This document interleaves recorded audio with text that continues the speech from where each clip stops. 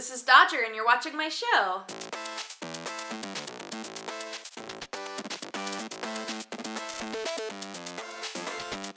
Three, two, one, ready, go. So yesterday was Pi Day in America, because that's the way that we format our dates. So if you were in Europe and you were seeing all sorts of pictures of people being like, it's Pi Day, and eating lots of pie, then that's why. Because the way that we format it is March is the third month, so it's 3-1-4-1-5, aka 3.1415. You get it. So that means that the European version of that is going to be next month, right? Unless there aren't 31 days in April. Oh no. Is this all gonna be ruined for you? Out. There are only 30 days. So no Pi Day. No Pi Day ever in Europe. For our first piece of news, because I was not here to do news at PAX, because I was at PAX, let's throw back a little bit. So one piece of news that came out was about Overwatch, and everybody's super jazzed about Overwatch, so let's talk about that. There were some rumors for a little bit that they were going to be releasing new characters or revealing new characters, and they did. They released 2 new characters, McCree and Zarya. McCree is like this sharpshooting cowboy dude, and everybody was laughing because he's basically the main character from Red Dead Redemption. But in the future, because he's got like armor on with like light up stuff, you get it. I think people started feeling like he was similar to John Marston because he has an ability called Deadeye that literally works exactly the same way, and they look, you know, a little bit similar, and they're just parallels. I feel like maybe the person who was designing McCree was like, you know what my favorite game in the world is? Red Dead Redemption. And then Zarya, I was so excited about Zarya. Zarya was like this interesting reveal where everybody assumed it was gonna be a dude because you just saw this really muscly silhouette, you know? And then it was Zarya.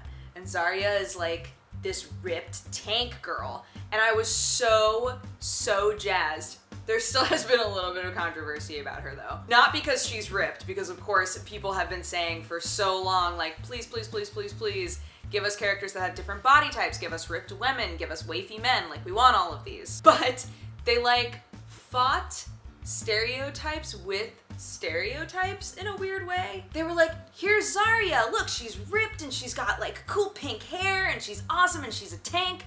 She's also, former Russian warrior girl. And the whole world went, ah yes, the ripped Russian woman stereotype. Again, very, very, very excited that there's a character in the game who's like, you know, a large woman who's ready to throw down. But I don't feel like they needed to attach it to yet another stereotype that has been overused. It's just frustrating. But either way, Overwatch is very, very fun. I didn't get to play it at PAX because I mean, the line was just so long, you guys. But from what I've heard, McCree is like really underbalanced right now. When you play him, you just get like annihilated. And also in the video where they're showing you his Deadeye ability, it's like, it looks so cool, right? He like locks onto everybody's heads and they're like, oh no, and then everybody dies. But in reality, when you're playing it, you lock onto everybody's heads and then they're like, oh, and they walk out of the way, you know? So, what can you do? Zarya has a super cool ability where she puts up this shield, right? And then it's basically encouraging her to just run into the fray. Because as long as she has this shield up and she's taking enemy fire, the enemy fire charges up her other abilities, which is dope. Anyways, new characters, which is always cool, and, you know, new controversies, which there always are. I am like super, super, super, super in love with Final Fantasy XIV. Sam got me to start playing it. We played it on a stream, and I love it. It's so fun. And actually, I opened up World of Warcraft, and it feels slow. Like, Final Fantasy XIV feels so fast, and because I just don't get attached to MMOs very easily, you know? And so I was like, man, I wonder, like maybe this has sparked, you know, a love for MMOs. Maybe I should open up World of Warcraft. So I opened up World of Warcraft last night, and it just felt, I don't know, it just felt so, like, sluggish to me. I think Final Fantasy XIV just like hit something good. But anyway, they announced an expansion that's going to be coming out this summer. It is called Heaven's Ward. It expands the world, you get flying mounts. If you're in a free company, you get your own airships and your own guild halls. It's gonna be super cool. There are also 3 new classes, one of which was described to me as the Yu-Gi-Oh class, and now it's all I want in the world. So there's Dark Knight, there's Machinist, and there's Astrologist. Astrologian? Sam's looking at me like I'm an idiot. Astrologian? So Dark Knight is kind of cool because it's another tank class, but it actually uses MP in a way that other tanks don't. So that should be a little bit exciting for people who major as tanks.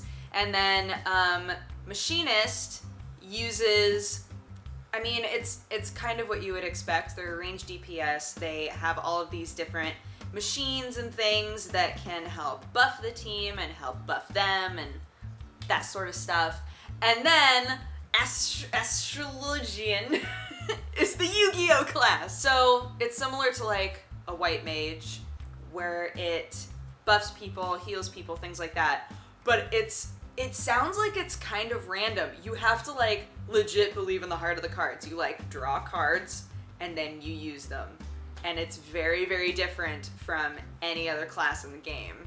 So I think that's gonna be pretty interesting. Oh, there is also a new race, the Aura. A new playable race, I should say, because the race has existed in the game previously. Not like in a big way, but now you can actually play as the Aura, and they're basically like dragon people, which is super dope. Anyway, loving Final Fantasy XIV. I'm excited to like play a bunch so that I can really appreciate the expansion when it comes out. So we even got JP to server jump. So, I mean, we're basically living it up. Come join our free company, Crown of Thorns. Thorn? Crown of Thorn. Just Thorn, right? Crown of Thorn on Genova. Crown with an E. No. Crown with an E of Thorn with an E. Yeah. I only said Jehovah. On Genova. I meant to say Genova. On Genova. So there is a very mysterious game that people are starting to talk about more and more and more. It is a mobile game. It is a puzzle game, but it is hard as balls. So this game is called Do Not Believe His Lies, and no one has beaten it yet. It is difficult to the point that there is a Reddit community who is trying to complete the puzzles together. Now you might be saying, oh Dodger, I'm sure it's not that hard. When you hear the way that some of these puzzles are turning out, you're gonna be like, oh, never mind. Some of you, actually, here's a good way to put your mind in the right space. Some of you might remember a game called Not Prawn. Think along those lines. Think along like somebody might have buried a clue in the actual world that you have to dig up, sort of a crazy puzzle game. The Reddit community has actually created a video and put it on YouTube reaching out to anybody who wants to participate, being like, we are so stuck. Actually, I think that they completed the puzzle that they were working on before. They're now on puzzle number 38 out of who knows how many. But it's interesting. The game itself is pretty creepy. Like, it's trying to tell you a story, possibly about a haunting, not sure. But it's a little bit creepy. The whole thing is in black and white tones. Some things are like audio files that you have to decrypt and just crazy stuff. Now, here's my thing, right? So this game, whenever you have a wrong answer, there's a pop-up. There's like an ad that's totally not of the world at all. It's like a full-on, hey, do you want to play Candy Crush? Sort of an ad, right? So you have this really interesting, dark, complicated game. And anytime you mess up, it like snaps you out of it and is like, here's an ad. Which might be brilliant and might be the worst thing I've ever seen. Like, part of me feels like this game is complicated enough and interesting enough and had enough work put into it that he didn't really need to have ads. He could have just asked for people to buy the game, because in the end, it was released, guys, it was released 10 months ago, like summer of 2014. People have been working on this game tirelessly trying to beat it. And who knows if in the end it's gonna be worth it, right? Like, what's gonna be the big payoff at the end? The only way that you're ever gonna find out is if you beat it. But like, some people are getting really frustrated, feeling like perhaps a person created this really, really complex game so that you would mess up over and over and over again, and you would get all of these ads, and you can even buy hints to puzzles with real games, with real money. But there feels like there's just so much heart to it. Maybe heart isn't the right word, because it's not like it's a warm, comforting sort of game at all. It just feels like the creator put a lot of work and effort into this game. So I don't feel like it was created with that sort of a malicious intent. I think it's more just like people are getting really frustrated and then being like, I don't want to play this game anymore. It's just, he just wants me to get him ads anyway. But yeah, if you want to join in on all of the delicious frustration, reddit.com/r/DNBHL. People who are in the Valve community who really, really, really love Valve, who are like full-on Valve fanboys and fangirls, know that they have terrible customer service. Like, really bad. To the point where no matter how much you love them, you're like, you know what? Just don't bother emailing them. Which is like a problem, but we've gotten to this point where it's become a joke, right? It's like part of the big joke that is Valve that we all use. So it turns out, I was reading an article today, it turns out that they have an F with the Better Business Bureau. And the Better Business Bureau isn't like, it's not like a government company. It's not a company that has any real power aside from being a lot of different nonprofit organizations that all come together to try and make businesses better. But in terms of people's minds, like the way that we visualize different businesses, I do think that the Better Business Bureau has a lot of power. So apparently, they went and they looked into Valve and they were like, wow, you guys have really terrible customer service. Please fix all of these things. And they review every 6 months, okay? So they were like, check out all this stuff, fix all this. 6 months later, they came back and literally nothing had changed. Now the response to this from Valve, because obviously this information has gotten out and into the loving ears of people like me, but the way that Valve responded was like, yeah, we suck at customer service, we gotta like overhaul it, we're really bad at it, sorry.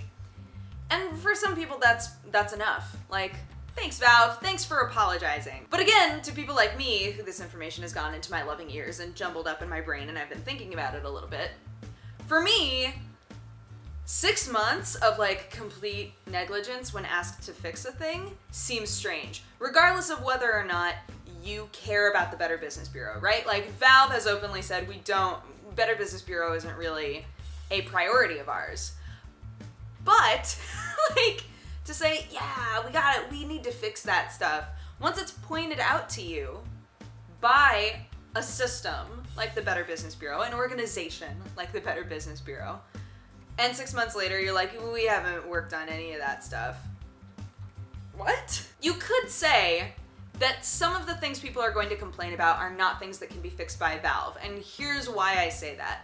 Because they are a platform for getting the games created by other people. So you could say, well, if they're complaining about a specific game, like how a specific game runs, then that's not necessarily a thing that Valve can fix, because maybe that has to do with the game itself and they should be approaching the developers.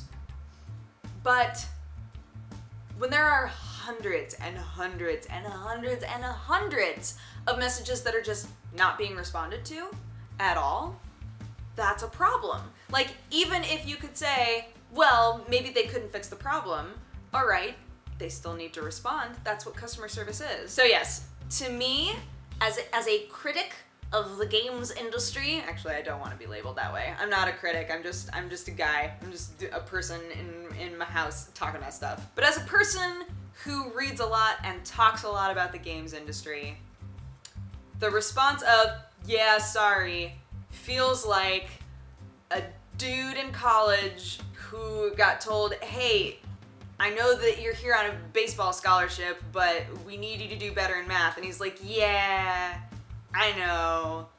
And then he flunks out of college. I don't know if that metaphor worked, but you know what, whatever, I'm sticking to it, Ooh. For any of you who love the Uncharted series and have been so excited for Uncharted 4, the game has been delayed until spring of 2016. Apparently it's just not in a place where they feel comfortable about the deadline they had originally given themselves. And so they just want to push it. And for the most part, I think that we as a community have all decided, you know what? If you want to wait to make sure that a game isn't broken, awesome. Because Lord knows this last year that we were playing all sorts of broke games. And also, this is like the last one, right? This is the closure. This is the end of Nathan Drake. Am I making you cry yet? This is gonna be a really, really important game. And we don't want another Mass Effect 3. We don't want another game where everybody's going, wow, I feel like years of my life loving this series have all really paid off. So yeah, they're still making steady progress. They still feel good about the game and they're still very confident that it's going to do well.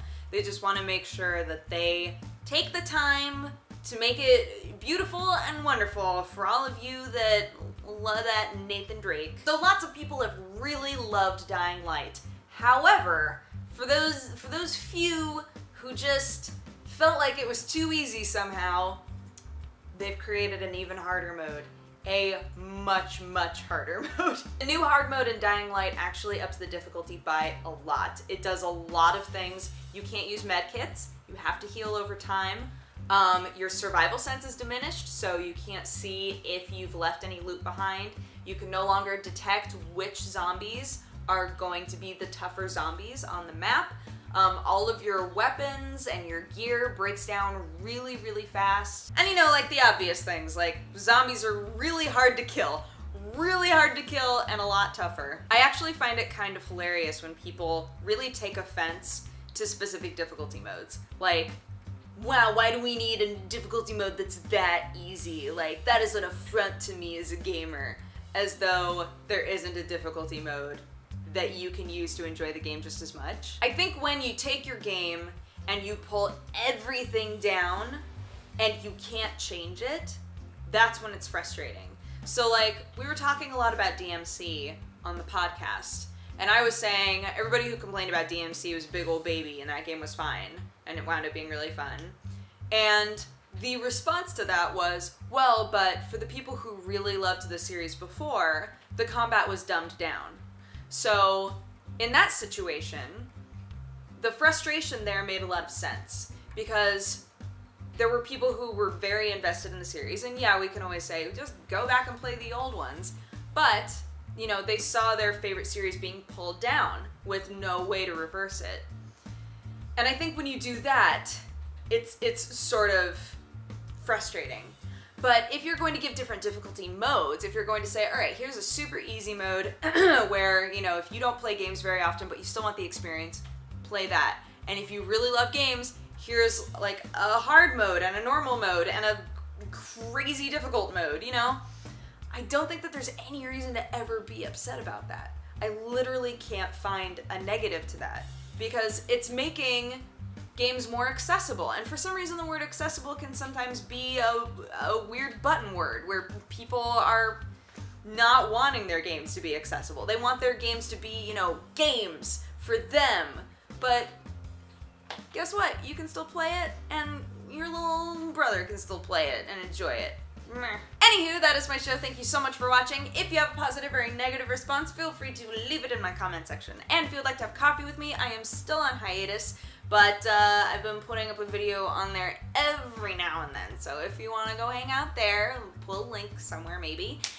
And otherwise, I hope you guys have had a fantastic couple of weeks. Any of you who were at PAX East and met us, I hope that we were not the worst. And I hope that you had a fantastic time, and I'll talk to you again next weekend. All right, bye-bye. Mwah.